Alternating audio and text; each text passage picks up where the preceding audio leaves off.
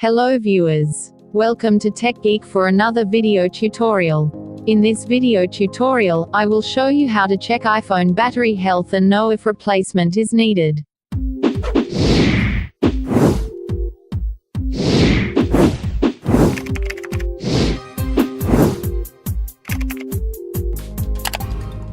All batteries, rechargeable or not, are consumables. Though some require replacement later than others, there will come a time when you need to replace your batteries. But when is the right time to replace iPhone batteries? When can one say that an iPhone's battery is due for replacement? In this video tutorial I will teach you how to check iPhone battery health and know if it is time to buy a new battery for your device. To check your iPhone's battery health, do these steps. 1. Get to your iPhone's home screen by pressing the home button once. 2. From the home screen, tap and open Settings.